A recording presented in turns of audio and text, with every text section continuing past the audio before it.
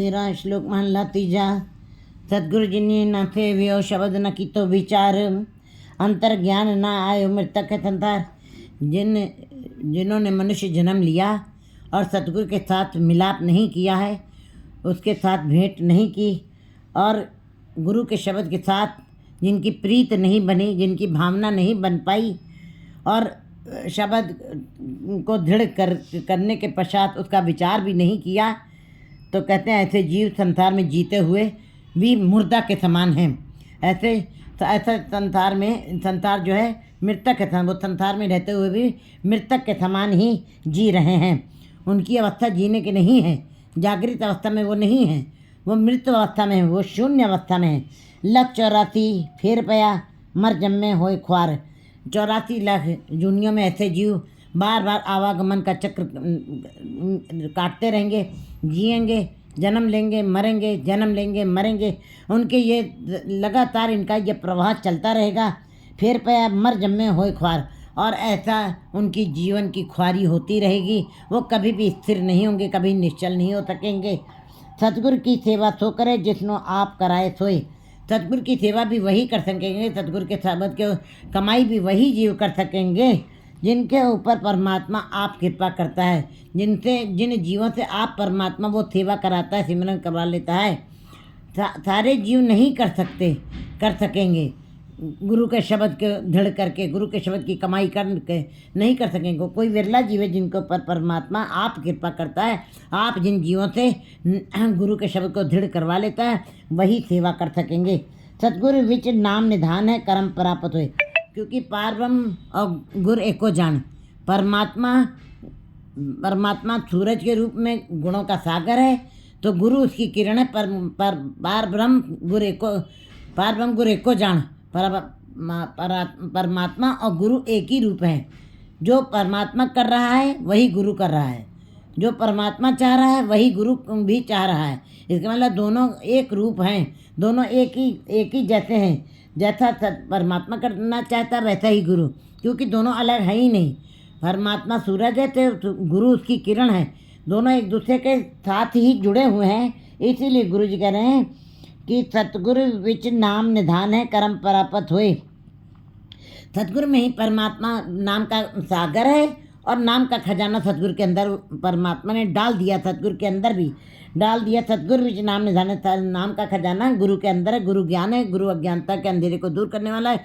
गुरु ज्ञान के अंजन को जीवों के अंदर डाल करके अज्ञानता का गुबार खत्म करने वाला है।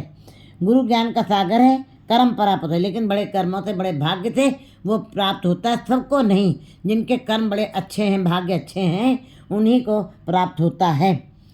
सब सच रते गुरु शब्द च्यू तिन सच्ची सदा लिव होए।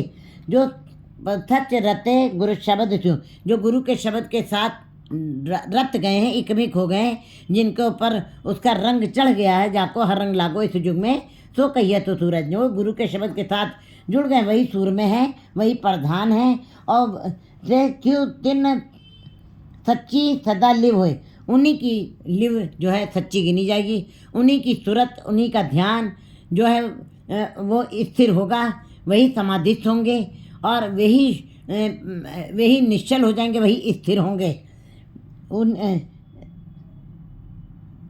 जो गुरु के शब्द के साथ जिनका मन रत गया है, उसके रंग में रंग गया है, उन्हीं की लिव उस सच्चे परमात्मा से लगेगी।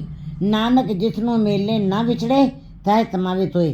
फिर परमात्मा ऐसे जीवों को, जिनको अपना गुरु के शब्द से मेल करवाता है और जो सच्चे की लिव के साथ जुड़े रहते हैं, सच्चे लिव के साथ जुड़े हैं। नानक जिसनो मेले, जिसको परमात्मा मिला लेता है अपने साथ, फिर विछोड़ा कभी नहीं होता है। मिलिया होए ना विछड़े, कहते हैं फिर कभी विछोड़ा नहीं होगा। जबकि संसारी जीव सदा ही बिछुड़ते रहते हैं, जन्मते रहते हैं, मरते रहते हैं, संसार के सागर में ही वो डुबकी लगाते रहते हैं और आवागमन के चक्कर में पड़े रहते हैं। वो सदा ही बिछड़े रहते हैं परमात्मा से। लेकिन जो गुरुमुख जीव जिन्होंने शब्द के साथ लिव लगाई है, वो कभी जिसनो मेले सो बिछड़े ना, फिर तो ना बिछड़े। जिसको परमात्मा ने मिला लिया फिर वो कभी बिछुड़ते नहीं, अलग नहीं होते, वो परमात्मा का ही रूप हो जाते हैं, सहज समावित हुए। और वो सहज माने स्वभावता ही अपने आप ही उसके अंदर समा जाते हैं। क्योंकि ऐसे जीवों, ऐसे मनुष्यों के अंदर, ऐसे जीवों के अंदर परमात्मा के नाम की लिव लगी हुई थी, प्यास थी, भूख थी। इसीलिए जिनके अंदर भूख है, प्यास है नाम की, वो सहज सहज ही उस नाम को अपने अंदर आधार बना लेते हैं।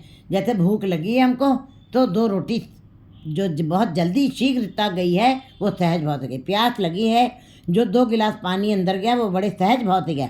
तीसरा गिलास सहज नहीं है, तीसरी रोटी भी सहज नहीं है। लेकिन परमात्मा का नाम जिनके अंदर भूख है, लेकिन ये भूख बड़ी ही करोड़ों में से, गुरु नानक के खेल कठन है, किन्हों गुरमुख जाना। कोई करोड़ों में गुरमुख जन ही इस अवस्था पे तक पहुंच सकता है जिनके अंदर नाम की भूख है और प्यास है। फिर वो कभी बिछुड़ते नहीं हैं, बिछुड़ते नहीं हैं। बिछड़े सहज समय तो और स्वभावता ही समा जाते हैं उसी के अंदर। मान ला तीजा सो भगवती जो भगवंते जाने, गुरु प्रसादी आप पछाणे। कहते हैं तो भगवंती वही भगवती है, वही भगत कहलाएगा, वही भगवंत को पहचान सकेगा जो भगवंत की उस अवस्था तक पहुँचेगा जिसने बिल्कुल परमात्मा जैसे गुणों को अपने अंदर धारण कर लिया है, परमात्मा वाली अवस्था को प्राप्त कर लिया है। परमात्मा महासूर्यों का सूरज उसके अंदर भी प्रकाश हो गया है। परमात्मा महाज्ञान, परमात्मा समुद्र है, वो भी समुद्र के अंदर समा जाए, इस प्रकार की उसकी अवस्था बन जाए। कहते हैं फिर तो भगवंती जो भगवंत यानी, इसका मतलब बिल्कुल उतना ही ऊंचा, उतना ही बड़ा, उतना ही गहरा जो जीव बन जाता है, तब वो भगवंती को जान सकता है, तब वो उस परमेश्वर की गति को जान सकता है। सो भगवंती जो भगवंत जाने, जिसने भगवंत को जाना है वही भगत कहलाएगा। कहते हैं एवं ऊंचा होवे कोई तिस ऊंचे को जाने सोए। उतना ऊंचा जब जीव बन जाता है जितना ऊंचा परमात्मा है, जितना बड़ा परमात्मा है, जितना सिरमौर परमात्मा की अवस्था है, जो राजाओं का राजा, महाराजाओं का महाराजा है, महासूर्यों का सूरज है, प्रकाश में प्रकाश, महाप्रकाश है वो। इसी प्रकार इतना ही ऊंचा जब कोई जीव भक्ति करके बन जाता है, एवं ऊंचा होवे कोई तिस ऊंचे को जाने सो, तब वो भगवंत को पहचान सकता है। बाकी सारे जीव नहीं पहचान सकते। कोई कहता हम जान गए, ये भगत हैं, ये संत हैं, नहीं, कोई नहीं जान सकता है। बिल्कुल, जब तक आप उस संत की अवस्था तक नहीं पहुंच जाएंगे, आप संत की पहचान नहीं सकते हैं। अमली जी अमल खा, अमली की जान पहचान जाता है, चाल को पहचान जाता है। शराबी को पहचान जाता है, और भंगेड़ी की चाल को पहचान जाता है। जुआड़ी की चाल को पहचान जाता है, क्योंकि वो उस अवस्था तक वो पहुंचा हुआ वहाँ तक। इसी प्रकार जो भगत जन है वो एवं ऊंचा हुए कोई, तब उतने ऊंचे तक जब पहुंच चुके होते हैं, तिस ऊंचे को जाने तो तब वो भगवंत जाने, तब उस भगवंत की पहचान कर पाते हैं। गुरु प्रसादी आप पहचाने, और गुरु की कृपा से वो अपने आप को जिन्होंने पहचान लिया, अपने अंदर गिरेबान में अपने आप की जिन्होंने पहचान की है, गुरु की कृपा के द्वारा, बाहर से नहीं, बाहर के धार्मिक कर्म करने से नहीं, बाहर संसारिक कर्मों को करते हुए, धार्मिक कर्म करते हुए नहीं, वो तो फिर संसारिक कर्म ही कहलाएंगे। क्योंकि आप धर्म का काम कर रहे हैं, आप दान पुण्य कर रहे हैं, वेदों शास्त्रों का अध्ययन भी कर रहे हैं, सुना भी रहे हैं, उसके पीछे आपकी माया की पकड़ जकड़ है। इसलिए वो धार्मिक कर्म कभी भी उस भगवंत तक आपको नहीं पहचान करवा सकेंगे, उस भगवंती की पहचान आप नहीं कर सकते। ये सारे धर्म कर्म आपके संसारिक कहलाएंगे। लेकिन जो गुरु की कृपा के साथ, गुरु के शब्द के साथ जुड़ के जिन्होंने गुरु की शिक्षाओं को माना है, आप पहचाने और अपने अंदर की पहचान की, अपने गिरेबान में झांका है, अपने गिरेबान में सिर नीवा कर देख, उन्होंने अपनी पहचान की है, मैं क्या हूँ, तब ऐसे जीव जो हैं, ऐसे भगवंती जो हैं, वो भगवंत की पहचान कर ले जाते हैं।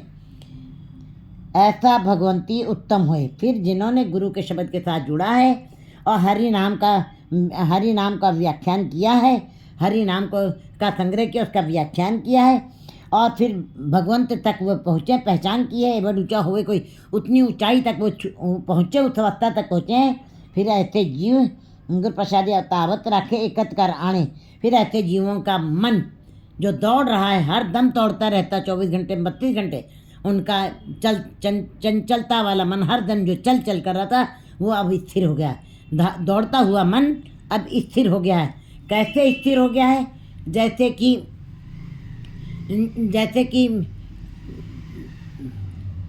कहते हैं ये मन जो है ये दौड़ता हुआ मन कैसे स्थिर हो जाता है। जैसे गधे के ऊपर आप बोझ लाद देते हैं तो गधा फिर अपनी दुलत्ती नहीं मारता है। वैसे देखने में वो बड़ा सीधा लगता है, लेकिन अगर जो उसके ऊपर भार ना लादा जाए तो दुलत्ती मार देगा, और दुलत्ती मारने से लकवे की शिकायत पड़ जाती है बॉडी के अंदर। इसका मतलब वो देखने में इतना सीधा है, उसके ऊपर उसका मालिक आता है तो ईंटें लाता है, जाता है तो बालू लाता है, आता है तो लकड़ी बालन लाता है, फिर जाता है तो स्वयं बैठ जाता है गधे के ऊपर। वो कभी भी उसको खाली नहीं छोड़ता है, कभी किताबों का ही बोझ लाद देता है। इसका मतलब क्या है कि हर दम गधे के ऊपर भार लदा रहता है। इसी प्रकार ये मन जो है चंचल है जरूर, लेकिन जब गुरु के शब्द के साथ इसको लाद दिया गया है, ये उसी के शब्दों के अंदर ही डुबकी लगा रहा है और उसी के उपदेशों को मान रहा है, उसके उपदेशों से बाहर नहीं चल रहा, उसकी मर्यादा में चल रहा है। और फिर ऐसा मन जो भगवंत तक की पहचान जिसने कर लिए, आप अपने अंदर से मैं मेरी के भाव को ख़त्म करके उस भगवंती तक पहुंच गया है, ऐसे जीवों का मन फिर दौड़ता हुआ मन बिल्कुल ईश्वर के नाम के बोझ के साथ वो स्थिर हो गया है, लद गया है ईश्वर के नाम के शब्द के बोझ से लदा हुआ। अब वो घूमता नहीं, अब वो दुर्लत्ती नहीं मारेगा, अब चंचलता ही नहीं करेगा, अब विकारों में नहीं जाएगा। ये दौड़ता हुआ मन काम क्रोध लोभ अहंकार आशाओं तृष्णाओं में भटकता हुआ मन अब स्थिर हो गया है।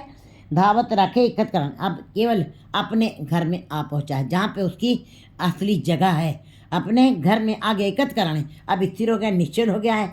अब समाधि में आ गया जहाँ पे समस्याएं उसकी खत्म हो गई। आशाएं तृष्णाएं ही जीव को समस्याओं में डालती हैं। जीव के अंदर परमात्मा का नाम का शब्द का वास हो जाता है, वो अपने में ही तृप्त हो जाता है, उसके अंदर आशाएं तृष्णाएं खत्म हो जाती हैं, क्योंकि परमात्मा का नाम रस अपने में ही सारी आशाओं तृष्णाओं का समूह है, महारस है वो। इकत कराने वो एक जगह परमात्मा के दर तक पहुंच चुका होता है।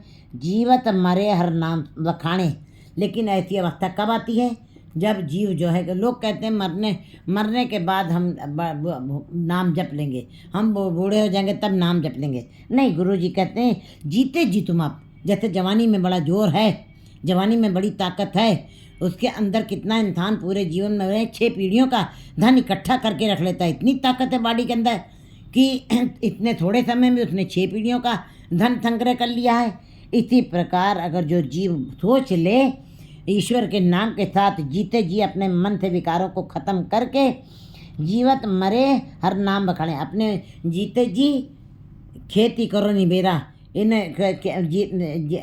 जीवन रूपी खेत के अंदर अपने विकारों को अपने मन से विकारों को मार दिया है। मन मरे धातु मर जाए, अपने मन से विकारों को खत्म कर दिया, धातु को खत्म कर दिया है। बिन मन में कैसे हरि पाए, फिर हरि नाम बखाणे।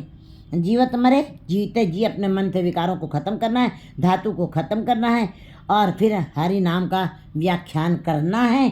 ऐसा भगवंती उत्तम हो। फिर ऐसे जो भगवती हैं, जो भगवंत के साथ जुड़े हुए, जो परमात्मा के नाम के साथ जुड़े हुए हैं, फिर ऐसे भगवंती उत्तम सबसे कहलाते शिरमौर हैं, वो सबसे ऊंचे वही हैं, सबसे बड़े वही कहलाएंगे। पाखंड पारवम कदे न पाए। पाखंड माने खंड खंड, जहाँ पे जीव कभी स्थिर हो नहीं सकता है, जहाँ पे सदा भटकता रहता है, जहाँ जीव का मन एक जगह स्थिर हो ही नहीं सकता है, कहते हैं ये पाखंड है। पाखंड पारवम कदे न पाए। पाखंडी जीव जो संसार में रहते हुए अनेकों तरीकों के धार्मिक पाखंड वाले कर्म करते हैं, हाथ में गले में माला डाली है, हाथ में लोटा लिया हुआ है और चंदन का टीका लगाया हुआ है, या किसी भी धर्म में अपने अपने धर्म के अनुसार नीले वस्त्र पहन लिए हैं, हाजियों वाले वस्त्र पहन लिए, सिख धर्म में अगर देखा जाए ज्ञानियों वाले वस्त्र पहन लिए, ककार पहन लिए हैं, ये पाखंड है। ये पहनना अगर जो अंदर परमात्मा का नाम नहीं है तो ये पाखंड है। ये तुम्हारे पहने हुए ककार भी पाखंड हैं। कहते हैं पाखंड पारवम कदे न पाए। ये बाहर से धार्मिक दिखावा जरूर है, लेकिन धर्म की चिंगाड़ी अंदर जगी नहीं है। ऐसे जीव कभी भी परमात्मा को नहीं पा सकते हैं। पाखंड पारवम, वो पारवम को कभी प्राप्त नहीं कर पाएंगे। पर निंदा करे अंतर्मल लाए, कहते जो दूसरों की निंदा करते हैं, दूसरों की चुगली करते हैं, पर निंदा करे अंतर्मल लाए, उनके अंदर भी जब रोज़ रोज़ आप किसी की निंदा करते हैं, चुगली करते हैं, रोज़ रोज़ बुराई करते हैं, तो वो बुरे कर्म का प्रभाव आत्मा के ऊपर भी, क्योंकि जन्म जन्म की इस मन को मल लागी, काला हुआ स्याहो। इसका मतलब चुगली, निंदा, ईर्ष्या, द्वेष, काम, क्रोध, लोभ, मोह, अहंकार की मैल जन्मों जन्मों से चढ़ती चली आ रही है मन के ऊपर, कैसे धुलेगी? कहते हैं गुरुजी, पर निंदा, जो दूसरों की निंदा करते हैं, अंतर में उनके मैल जम गई है, ऐसी मैल जो जल्दी उतरनी, खनलित होती, उजली ना हुई, ऐसी मैल जो कभी भी धुलने से साफ नहीं होगी।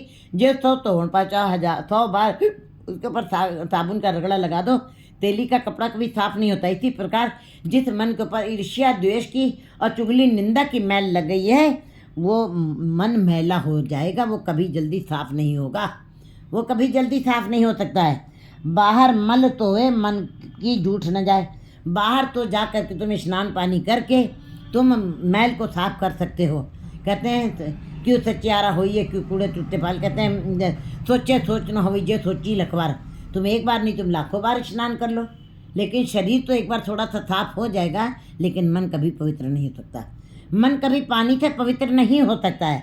अगर जब मन कहीं साफ हो सकता है तो पानी में मेढक सदा ही बैठा रहता है, क्यों नहीं पवित्र हो जाता, क्यों नहीं निर्मल हो जाता? नहीं, गुरु जी कह रहे हैं बाहर मल तो वे, मन की जूठ न जाए। बाहर तो तुमने साबुन से रगड़ा लगा लिया है, बेको शैम्पू कर लिया है, मैल साफ कर लिए, इससे मन की मैल नहीं कभी साफ होता। मन की मैल तो तभी साफ होगी जब भजन, बंदगी, गुरु के शब्द का रगड़ा लगेगा, तभी मन की मैल उतरिएगी, मन तभी प्रकाशित होगा, तब मन तभी साफ होगा। जब मन की जूठ तभी उतरेगी जब गुरु के शब्द के साथ जुड़ेगा जीव। बाहर के मैल धोने से कभी अंदर की मैल नहीं साफ हो सकती। सत्य संगत से बाद रचाए, और ऐसे जीव जिन्होंने बाहर की मैल उतारी है, अंदर की मैल उतारने में समर्थ नहीं हो सके हैं, ऐसे जीव जो है सत्संगत से बाद रचाए। सत्संगत में आ करके भी वो अपनी वाद विवाद ही करते हैं, तर्क कुतर्क ही करते हैं। उनका ध्यान, चाहे उनको कितना भी समझाया जाए, उनको समझ में बात नहीं आती है, उनका ध्यान संसारिकता में ही रहता है। ऐसे जीवों को समझाना भी बड़ा कठिन हो जाता है। संगत से बाद रचाता, संगत में आ करके भी वो बाद ही रचाते हैं, तर्क कुतर्क ही करते हैं, उसके ऊपर भी बहस मुथाजा ही करते हैं, ना कि अंदर उस परमात्मा के नाम को ग्रहण करना का अंदर मन बनाते हैं। अन दिन दुखिया दूजे पाए रचाए। कहते फिर ऐसे जीव जो हैं अन दिन दुखिया दूजे पाए। कहते हैं फिर हृदय कपट मुख ज्ञानी, झूठे कहा बिलोस पानी। हृदय में कपट भरा हुआ है और बाहर से तुम स्नान पानी कर रहे हो। हृदय कपट मुख ज्ञानी, मुख से ज्ञान की बातें कर दे, हृदय में कपट भरा, हृदय में ईर्ष्या द्वेष भरी है, चुगली निंदा भरी है। कहते हैं मुख ज्ञानी, मुख से ज्ञान की बातें कर रहे हो। कहते हैं ऐसे कभी परमात्मा नहीं मिलेगा। हृदय कपट मुख ज्ञानी, झूठे कहा बिलोस पानी। ये तो पानी के मथने के समान है, पानी में से कुछ नहीं निकलता था, पानी से अकावट होगी, थकावट होगी। कहते काया माजस कौन गुना, जो काटे पीतर है मलना। अगर जो तुम्हारा हृदय मैला है विकारों से, चुगली निंदा से, कहते फिर ऐसे कभी साफ नहीं हो सकता है। लौकी 68 तीर्थ नहीं, लौकी को चाहे 68 तीर्थों का स्नान भी करा दे, तब भी कौड़ापन तहु न जाई, तभी भी इसके अंदर से कौड़ापन कभी खत्म नहीं हो सकता है। बिल्कुल इसी प्रकार मनमुखी जीव, मायाधारी जीव, जिन्होंने पाखंड किया हुआ, जिन्होंने केवल बाहरी रहत अवर कछ और को मात मन नहीं प्रीत को कंडाय, जिन्होंने रहत कुछ और की दिखाई हुई है और करते कुछ और हैं, इसलिए अन दिन दुखिया दूजे पाए रचाए। ऐसे जो दो भाव में जीवन जी रहे हैं, पाखंड वाला जीवन जी रहे हैं, वो रात दिन दुख में ही उनकी बीतती है और रात दिन वो बेचैन रहते हैं। हरि नाम न चेते वो कर्म कमाए। हरि नाम को जो याद नहीं करते हैं और बहुत सारे कर्म करते रहते संसार में रहते हुए, यज्ञ पुण्य, दान पुण्य और स्मृतियों वेदों का पाठ करते रहते हैं, लेकिन उन स्मृतियों वेदों के पाठ करने के अंदर ही, क्योंकि वेदों में त्रिगुणात्मक माया का ही विवरण दिया गया है, चौथी अवस्था तुरीयावस्था की कोई बात नहीं की गई है। इसीलिए गुरु जी कहते हैं हरि नाम जो नहीं याद करते हैं वो कर्म का चाहे जितने भी कर्म कमाएं उसका कोई प्रतिफल नहीं मिलता है। पूरब लिखा तो मेट ना जाए, लेकिन ये कहते हैं ये जीवों के वश में नहीं है। ये तो पूरा जन्म के जो आपके मस्तक पे लेख लिखे, जो आपने कर्म किए पूरा जन्म में, वही आपको उसका फल मिलेगा। वो कोई मिटा नहीं सकता है। लेख ना मिटे हे सखी जो लिखा करतार। जो करतार ने लेख लिख दिए हैं वो मिट नहीं सकते हैं। नानक बिन सदगुरु से वे मोक्ष ना पाए।